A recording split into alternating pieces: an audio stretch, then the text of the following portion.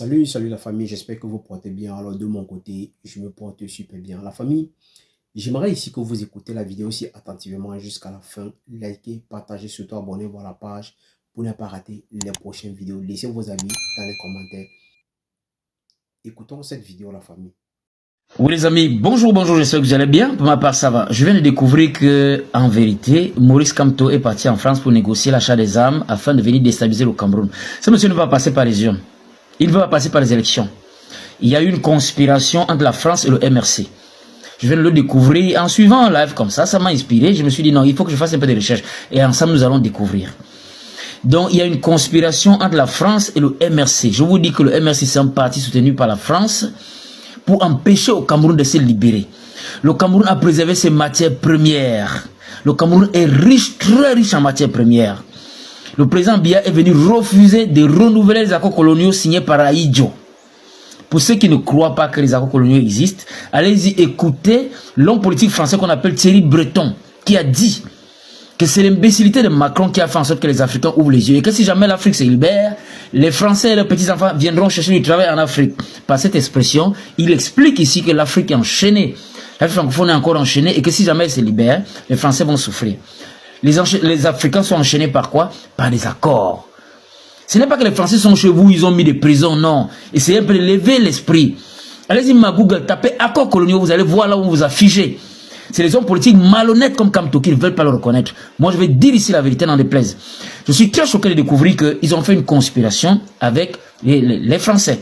La réunion a eu lieu le 20 mars, donc 3 mois avant que Kamto n'arrive en France. Qu'est-ce que ça nous dit? On va lire ensemble. Voilà, les amis, là nous sommes dans la page de Wilfried Ekanga, qui est un des hauts cadres du MRC. Il dit bien ceci. Cet après-midi, j'ai été invité à intervenir sur le thème panafricanisme et néo-panafricanisme à l'hôtel Industrie au cœur de la capitale française. On va d'abord chercher à voir un peu l'image de cette capitale-là, de cet hôtel. Voilà l'hôtel en question.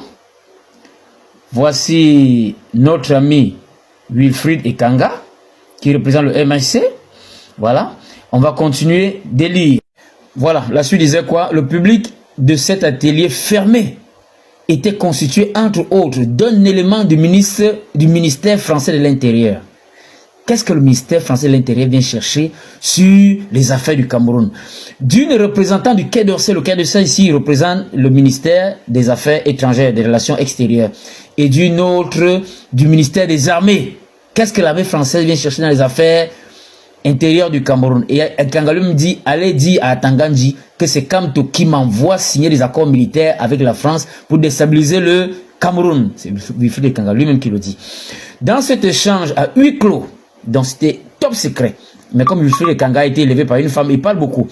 Dans cet échange à huis clos, où l'enregistrement était proscrit, donc il était interdit d'enregistrer, il était question de régler le problème aussi tenace que sécuritaire, à savoir, depuis un temps, ce sont les Européens qui parlent de l'Afrique aux Africains, voilà. En fait, il s'agit ici du panafricanisme. Voilà, il s'agit ici de... Enfin, le thème c'est panafricanisme et néo-panafricanisme. Ça, c'était juste la façade, le thème qu'on a donné. Mais dans le fond, quand vous voyez le ministère de l'Intérieur, le ministère, le Quai d'Orsay et le ministère des Armées venir parler du panafricanisme. Le panafricanisme ici, c'est quoi? Le panafricanisme, ceux qui ne savent pas, c'est une idéologie politique qui vise à la libération de l'Afrique et des Africains, ainsi que la fraternisation entre Africains. Est-ce que la France peut vraiment parler du panafricanisme pour les Africains? Si les Africains souffrent, qui les a enchaînés? C'est pas la France. C'est pas la France qui a empêché à Ruben Ounyobe, Enes Ouandji et autres d'avoir la véritable indépendance du Cameroun. C'est pas la France qui a imposé à Ahidjo pour que les Camerounais ne soient pas indépendants. C'est pas la France qui fait signer à Ahidjo les accords coloniaux. C'est pas la France, la même France qui a éliminé Sylvanus Olympio, qui a voulu sortir du franc CFA.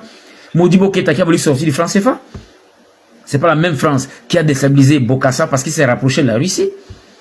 C'est pas la même France qui était alliée quand il fallait éliminer Kadhafi, qui a voulu nous créer une banque pour que nous puissions sortir du franc CFA.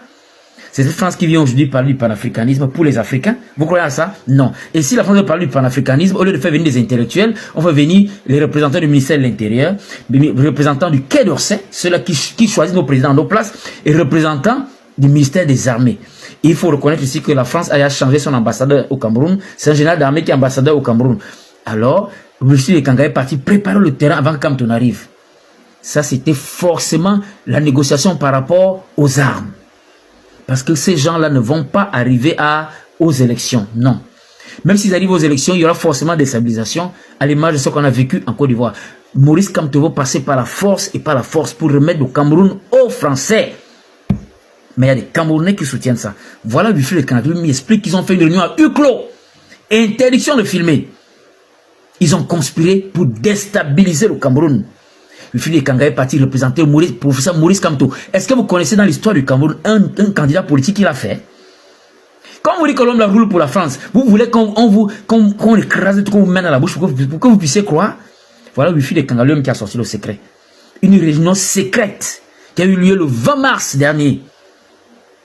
On a invité Wilfried Ekanga, qui est un haut cadre du MRC, à assister. Parce que comme le président Biya leur a tourné le dos, il a refusé de signer les accords coloniaux, ils ne veulent plus du président Biya, ils veulent maintenant un Camerounais qui va venir servir encore la France. Comme on avait fait à Gbagbo. On a refusé Gbagbo. Regardez, on a mis la Côte d'Ivoire aujourd'hui. Regardez ce qu'on a fait en Guinée-Conakry.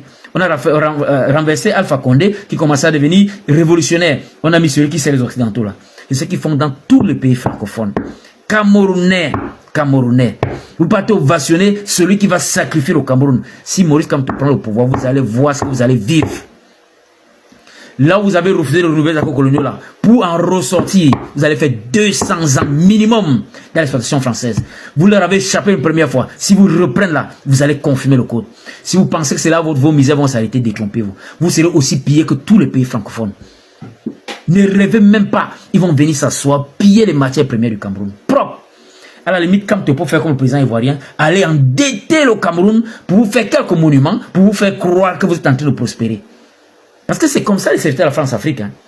Ils endettent le pays, comme vous ne suivez pas tous les dettes, ils endettent, ils construisent des ponts, des routes, on est en train, le président travaille. C'est après 15 ans que vous réalisez qu'il vous a endetté au point où vous êtes devenu davantage prisonnier. Parce que plus vous vous endettez, plus vous êtes à la merci du FMI et de la Banque mondiale. Parce que pour qu'ils puissent entrer en possession de leur argent que vous leur devez, ils font même bas sur vos matières premières. C'est comme ça que les faux présidents la font. Ils prennent des dettes pour qu'après le FMI vienne prendre vos matières premières. Vous demeurez des pays ultra endettés, pays ultra pauvres. Vous ne profitez pas de vos matières premières. On va voir si on peut continuer de lire. Hein. On y va. Voilà, on va lire la dernière phrase là. Hein, parce que là, il nous parle un peu de panafricanisme. On sait que les Français ne font pas du panafricanisme, c'est des histoires. Wilfried Ekanga nous dit, bien sûr, si et seulement si moi et mes nouveaux amis français n'avons pas largué une bombe sur le palais de Toudi bien avant. Oui. Donc, les Français sont devenus leurs amis. Eux, Cameroun. Et vous dites que vous aimez le Cameroun? Alors, les amis, on peut confirmer ici, sans risque de se tromper, que Kamto est véritablement avec la France et qu'il est parti, non pas pour rencontrer le peuple camerounais. Je vous avais dit ça. La diaspora camerounaise la plus nombreuse n'est pas en Europe, elle est en Afrique. Si vraiment il voulait convaincre la diaspora, il aurait choisi un pays africain. Vous comprenez? La diaspora camerounaise la plus nombreuse